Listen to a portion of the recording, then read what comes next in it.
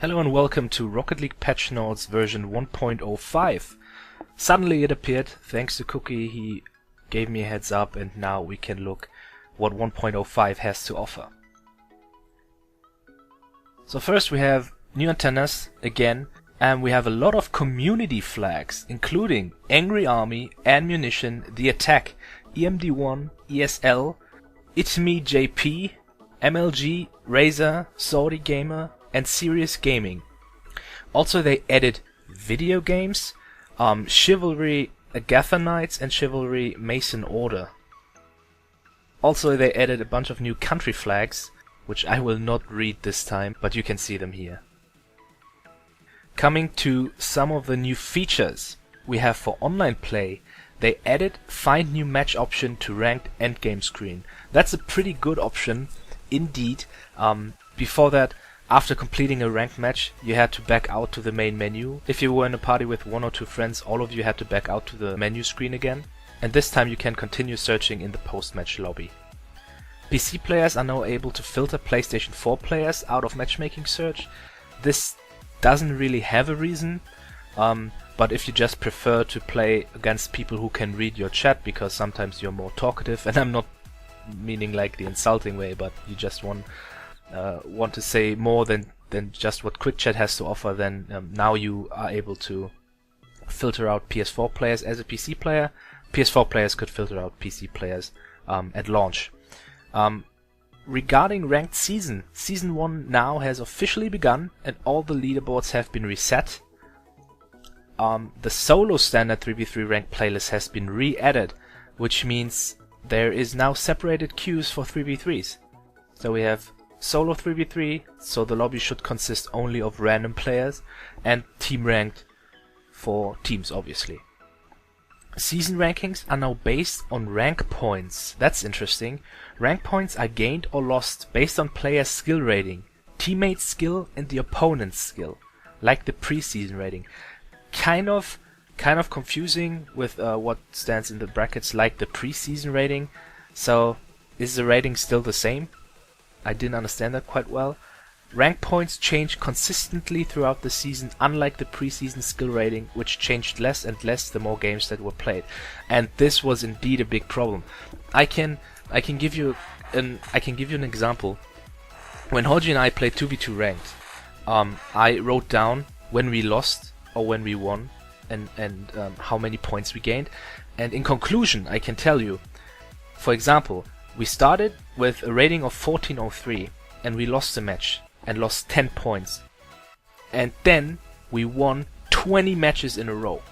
20 matches. 17 of them were forfeits, by the way. That's just that's just a fun fact. And we gained only 16 points. So basically we lost 1 and lost 10 points, and we won 20 and won 16 points. So in total we just gained 6 points, because if you have the 10 points lost and the 16 points gaining, in the end we gained 6 points after 20 wins and only 1 loss. And this system was flawed. Come on, pretty much. Let's see how this will go in season 1 now, as apparently points change consistently throughout the season. Also, earning 100 RP rank points will promote players to the next division, but dropping below 0 RP will demote them to the previous division. That's kind of cool, I think. I think that's pretty similar to FIFA's online career thingy, where you would like have to win a specific amount of points to rank up to the next division, or if you don't get enough points then you would go down. In this case you have to get 100 to go up in the next division, and go below 0 and you will be demoted. Also, the player's initial division is seeded based on their preseason skill rating. I'm not really familiar with seeding and all, but there we go. Now the ranked divisions are even named. So before that we just had division 1 to, I don't know, 10. I don't know how many there actually were. Now it's unranked, bronze 1, bronze 2, bronze 3, silver 1 to 3, gold 1 to 3, and the top 100 is called platinum. That's kind of cool. I like that. And also, additionally to that, reaching silver, gold or platinum divisions rewards player with special reward items at the season's end. This is a cool way to motivate players to rank up. I think that's a good thing. Although I'm not quite sure, it says reaching a division at the end of the season. Does this mean, like for example, I reached division gold 1, I don't know. But then I go down throughout the season, I will be demoted to silver 2. I mean, I reached gold 1 at one point throughout the season. Does this mean I have to stay in this division at the end of the season, or do I just have to reach it once throughout the whole season? Because it just says reaching a division, not staying at the end, you know? Alright, so note season 1 will last for the next several months. An end date will be announced several weeks in advance. I think initially they wanted to do monthly leaderboards. This is not happening, I guess. So let's see what several months means in the future. Regarding UI and UX, they added a music player interface to all menu screens. That's pretty cool. You can now skip through all the songs as you wish by pressing the right stick, R3 basically. That's pretty cool, I think. They added a featured video to in-game blog roll. I think this is actually pretty interesting. I saw this once, it's Bowling by Seismic White. Honestly, I think that's pretty cool. I mean, just imagine you make a good Rocket League video and they feature you on the game's screen for, I don't know how long it gets featured, but I mean, just imagine you put up a good Rocket League video and then suddenly, sometime, it gets featured. That's pretty cool. I hope it changes quickly. I mean, not daily, but like weekly or something. Would be pretty shitty if it would be monthly, but I wouldn't think so. They added video games subsection to garage items antennas, I think, yes. I guess, I mean, they did have some Warframe antennas already at launch, so I guess they just sorted that again. And now there's, next to community flags and country flags, there's now gaming, video games subsection. Spectate mode added persistent nameplate that shows username and stats for all players. I have no idea what this means. Also, they added the ability to focus on the ball while in flycam. Okay, we have to try that out. And for PC spectator mode, controls now support hotkeys for camera switching between players or free cam. That's pretty cool. I like that. Moving on, changes and updates for online ranked preseason is now over. We talked about that.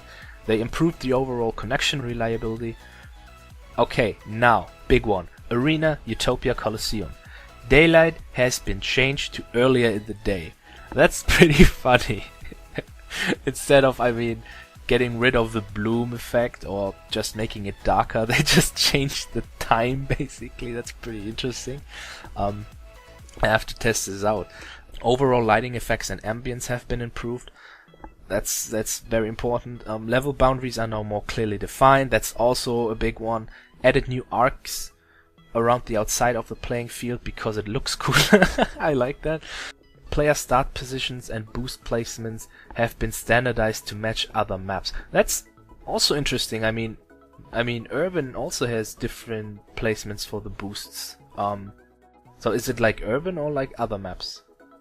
But they didn't say anything about the invisible ball glitch when the ball falls through like into abyss at a kickoff and your camera follows it down, so you see your car from way above. And the ball is also invisible for like the first 5 seconds. For some people, sometimes. They don't mention anything about that. Coming back to UI and UX, they moved save replay option lower in the post-game screen so it is not selected by default. That's good on one hand, because you just want to ready up. Or sometimes, I think in ranked it is, sometimes you forget you aren't ranked and you want to ready up, but you have to back out normally and it would save a replay, and now it's further down. But on the other hand, it's so common that people make something great in the game and they want to save the replay and they forget at the end of the match. So I think no one can really win in this. Either it's annoying that it is selected by default, you know, or you just forget to save the replay if it's further down or not selected by default. PS4 controller audio has been switched to off by default for single player, but can be toggled back on via options menu. Garage items, antennas, like exactly as I said, they moved the games they already have featured at launch into the new subsection. Coming to bug fixes. In general, direct input and X input controllers no longer stop working when played together. I'm honestly not really sure what direct input and X input are. If you know, then happy birthday. I think this solves some of your problems. Improved protection against corrupted save data. Oh man, so many. There's on the forums, there's every day so many people, their accounts have been wiped for I don't know what reason. Like I said it in one of my videos, it doesn't essentially need to be a problem on Psyonix's end. Could be caused by many things, but still, I mean, so many people have said, guys, my stats have reset. Everything is locked again and I'm rookie. I mean, like I said, the rookie status and expert status, they don't say shit, so if you get set back to rookie, you still go in ranked and you have your skill rating, but still your items are gone and you have to play for them again. That's pretty bullshit. So they protected that a bit better. Let's hope. Let's really hope. They repaired boundary collision issue that would sometimes allow players to exit the arena. Just imagine, you play normally and you get bumped out of the map and you cannot get back into just when a goal is scored. Just imagine overtime and you are 2v2 and you get bumped out, you cannot go in again, and then it's 2v1 unless someone scores, but then the game's over because of overtime. Okay, they fixed that. I really hope so. Fixed random invisibility bug associated with large boost pickups. Also a big one. Also a big one. It's so often that not even when a game starts, but in general, there's boost, like the boost tanks, the big ones, they are invisible. And I mean, in the beginning, it's not too much of a big deal because, you know, they are already filled. You just drive over them even though they are not visible, but you pick up 100 boosts. But sometimes you are going towards a boost tank and you think, well, it's already gone, so you don't go, but it could be there. And now it's fixed. That took some time. Audio. Fixed issue that caused in-game sounds to drop in and out. Never had that. Repaired sound-related crash scenario that caused the game to crash on the loading screen after multiple matches. Never came across it as well.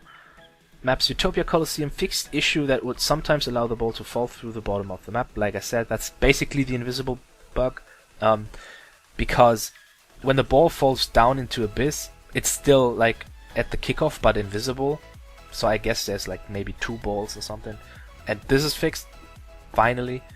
UI UX for PS4. Text chat now properly works after suspend resume. I'm not quite familiar, but I think when the console was in suspend mode and you go back in game and then you would use text chat, but it wasn't visible, so this is now fixed too. They corrected the issue that caused PC players to appear nameless to PS4 players following suspend mode. Yeah, that's also I think some PC players have been shown as like stars.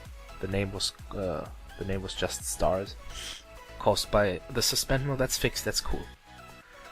And that's already it. I think that's a good patch, addressing various issues. Season 1 has officially started. Everyone, good luck, have fun, and we'll see each other in the next patch notes video.